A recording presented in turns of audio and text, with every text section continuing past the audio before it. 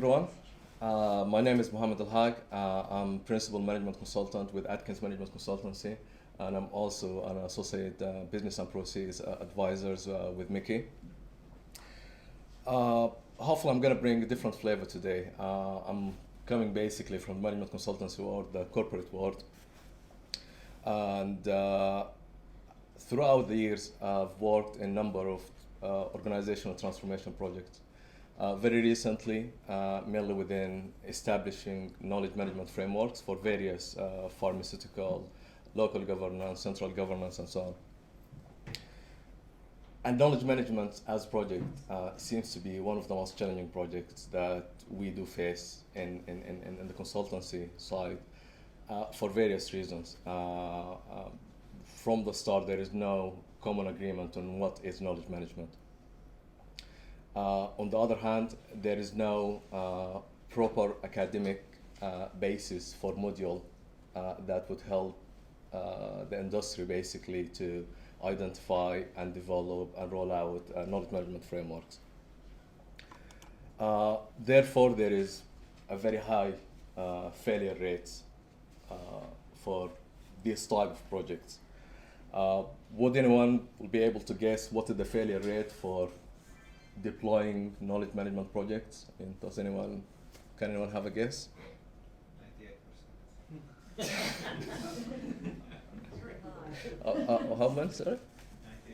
98%. 98%. It's not as bad as that, because otherwise you wouldn't get the proper investment. I've done lots of research to try to find sort of like a proper solid academic basis to say what is the exact failure. There is some work is being done on both the corporate side and within the management consultancy industry as well as the academia. And the most conservative rate I found, it was 50%. So 50% of the knowledge management projects actually do fail. Why they do fail? For various reasons. And again, depending on the very particular project, why it's failed, someone get blamed here or there. It could be someone from the leadership, someone from the support services, and so on. So what I'm trying to do today is basically to look at what we've identified throughout the year in terms of, what is the common sort of like patterns for failures for knowledge management projects, and how we can try to overcome these challenges. So generally, to start with something which is, I always like to start with this when anything to do with knowledge management, because what is knowledge management? If you Google the word knowledge management, you would probably have over 200 description of what is knowledge management. The technical word, think of knowledge management in a certain concept. On the HR and the human side, people think of it in a totally different way. And if you go as far as those excellence model like AFKM and so on, they think about it in a different purpose. Within the project management arena, they think about it in a various way as well. So this is one of my favorite descriptions of knowledge management, and I'm gonna read it out loud. So knowledge management is the behaviors, the processes, standards, and technical solutions that allow you to share and use knowledge to support organizational strategic goals.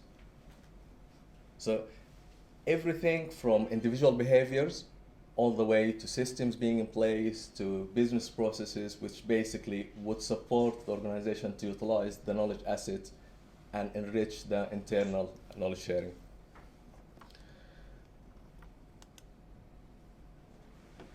So in terms of the issues that we felt, or the issues which is normally is the really stop knowledge management from going ahead. We've highlighted few issues here, which is basically it's purely based on the experience and the reading that we've done. And one of the key one, the alignment with the strategy. So aligning knowledge management initiative with the strategy for the organization is key. So what we have here, normally, that you would have an organizational strategy, It could be driven, for example, in public sectors by, like government agenda. In private sectors, it could be, by the shareholders and so on. And it could be also there is some sort of like, regional, international laws, regulations and so on that drive the formation of an organization strategy. When it comes to knowledge management strategy, it should really be formed in a way to serve the organizational strategy, to help the organizational strategy to achieve its goals. What we see normally in the industry, you would have a KM practitioner who would come in and create and develop a knowledge management strategy without really looking at the relationship between the knowledge management strategy and the overall organization strategy. And once a knowledge management strategy is basically formed properly, then it should be cascaded down to a number of activities and ongoing processes and so on to support the organization. So this is one of the initial alignment issue that we face. Mm-hmm. Yep. Go on. Did you recognize security of information as one of the failure of It is coming in another one later. So for people who's familiar with organizational management systems, for organization who has management system, because many of the organizations actually they don't have like an agreed overall management system. And what is management system is basically is the guidelines for how the organization is operated. So things like the formal organization chart, the internal policies, the adopted standard being technical or otherwise, the processes, the procedures, and the various guidelines from the particular industry related to that organization. Normally, when you deploy a knowledge management initiative, you should really tailor it to fit within the management system for that organization. You shouldn't really sort of like bring something which is totally different. If you try to deploy it from a process perspective and so on, it doesn't fit in. And again, this is one of the key failure areas that we've seen in knowledge management projects. Alignment with quality and excellence. So various organizations, and I've seen this a lot in the Middle East actually, they have lots of ambitions for certifications and recognitions. So you would have, for example, the AFQM, the Excellence Model, the European Framework for Quality Management, and it has a knowledge management requirement there. And so often, knowledge management framework get deployed without proper alignment within these standards, although the organization is already adopting the standard. The ISOs, generally, whether the quality standards, ISO 9001 or the information security, ISO 27000, in some organization it is deployed, but again, when people initiate the framework for the knowledge management and deploy the proper processes and procedures and so on, it's not in alignment with what's already adopted within the organization. And that applies to the various ISO standards, including information security. Investors in people is something that people, it is widely used in the UK and adopted, but it started to be recognized more internationally recently. And it's basically is to do with how good the organization in investing within the learning aspect for people to actually achieve its strategic goals. And it has some knowledge management aspects as well. And again, often knowledge management framework get deployed without proper benchmarking against what's happening internally within the organization. The SIPS, the famous procurement standard, again has a certain knowledge management requirement, and again you would find organization who has already done so much work in implementing SIPS standards without really aligning properly with the appropriate elements within the knowledge management. So when it comes to things like knowledge related to their experience with buying and selling, and good experience and bad experience, and internal lessons learned from that, they would have totally different procedures which overlap with what a knowledge management initiative could introduce. The OPM3, which is the PMI standard for measuring the maturity for organization from a project management perspective, has lots of requirement for lessons learned throughout the project. So it's basically, we've done this project, we've finished, we're going to the next project, what we have learned. And again, you would see overlap, but quite often, I've seen actually some organization where they would have 2 or 3 of these standards deployed already, and they would come and start a knowledge management initiative without really going and see what's really deployed within the organization, how we can deploy a knowledge management framework to fit in well within these standards. HR is a key issue. So within knowledge management, there is the softer side. So when it comes to things like shadowing, the actual overall thinking in terms of knowledge sharing and things like that, the HR actually has a great role. And they might already have programs for things like succession planning, job rotations, and so on, which could really be aligned very well with the adopted knowledge management framework, and often that doesn't happen.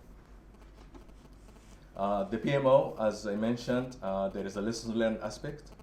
There is the entire project informatics in terms of the records for their risk, their quality, and their configuration management, and the change management aspect of it as well. And again, this has key learnings to be circulated within the organization every time they do similar project. And again, that's another challenging area. Performance management. That's one of, actually, I've never seen this happen anywhere. I've never seen a single organization who actually managed to align the performance management of the KM properly with the overall performance management system for the organization. So as we know, normally a performance management framework would be driven from the strategic objective on a yearly basis. A department would say, okay, this is the initiative that we are doing, and this is the business as usual activities that we are doing, and these are the performance targets, and then they would measure themselves accordingly. Yeah. So, I'm sorry. yeah, go on. You stated something very, very important. Yep. But the question is why? Why you haven't seen, this alignment with it's a very, very important issue. Yeah, definitely, definitely. To be honest, it varies from organization to another organization. You would have, there is the silo mentality, and that's normally there is the internal politics. There is in the Middle East, I've seen like, this is my initiative, that's your initiative, sort of things, and you would see 2 competing initiatives, although they could really merge together very well if the people really just sit down, look what are they trying to achieve as an organization, and work together to align their efforts. So yes, the silo is one reason, but there is hundreds of reasons why people resistance to change. That's a critical one as well. But that phase, let's say the majority of the transformation initiative, knowledge management normally has higher degree of resistance because the concept itself is quite new. Not many organizations actually, sort of like brave enough to introduce the concept of knowledge management. But I think it's mainly because countries over there, in developing countries are not countries of data culture, and that's very important. It's the data infrastructure, the data interchange, the comprehensiveness of the data, and that's why you don't see it. That's the reason, because it's a big wall. In developing countries, Yep. There is no investment in data. There is, but to be honest, just to be fair to the developed countries, even developed countries, Relatively. even developed countries, I've seen very similar issues. So, I mean, I've worked in knowledge management framework for people like the BBC to help their reporters share information. Johnson & Johnson in the US, the pharmaceutical companies, so basically to help the researchers exchange data related to their research and the proper addressing of dictionaries and things like that. And although the severity might differ depending on the maturity of the country and the organization within that country, the overall symptoms, they are very, very similar. So, you guys look at time. So it's basically, on a performance management framework, the KM activities should really be addressed as part of the yearly planning. So what initiative we are doing this year, what business as usual activities that we are doing, what is the resources needed, what is the budget. And from that, when we have KPIs to actually measure the performance of a knowledge management initiative within an organization, that those KPIs should really be aligned to the same structure the performance management framework works in that organization. So if we have sort of like 2 tiers, KPIs or PIs and KPIs and overall index and things like that, it should really follow the same structure. And at the end, the overall KM performance management framework should not be really something different. It should be embedded as part of the knowledge management framework, of the organization performance management framework. Very quickly, I'm just going to take you through some examples of various knowledge management initiatives, and I think that this would probably be quite relevant to people who's not familiar with this type of initiatives. So we have the Improvement and Development Agency. It is a government agency here in the UK, and they've started an initiative to create communities. It's communities of practice and communities of interest, and it's basically to bring practitioners from the various government entities as well as individuals of interest to work together collaboratively on an online platform to basically resolve various issues. So there is, waste management, community of practice, sustainability, and so on. Another example, this is a famous pharmaceutical company, and what they did basically, they established what they've got. It's basically yellow pages, but what they've called yellow pages, blue pages, visual form, which is basically they've set up an online platform to bring the information about all their employees as well as the external expert, so they can, in terms of reaching and knowing who knows what, become a little bit easier. The United States Army is always one of the key leaders when it comes to knowledge management. They've established a performance management framework to basically measure the performance of the key personnel within their knowledge management unit. The DVLA over here, it's the agency which is basically involved in licensing drivers and vehicles. At the 70s, these guys had key challenges because so many people were about to retire. And what they really did, they looked for a way to capture the local knowledge, because the DVLA has lots of offices all over the UK. And people within those offices, they had, the local knowledge in terms of like when we're gonna have rush and so on.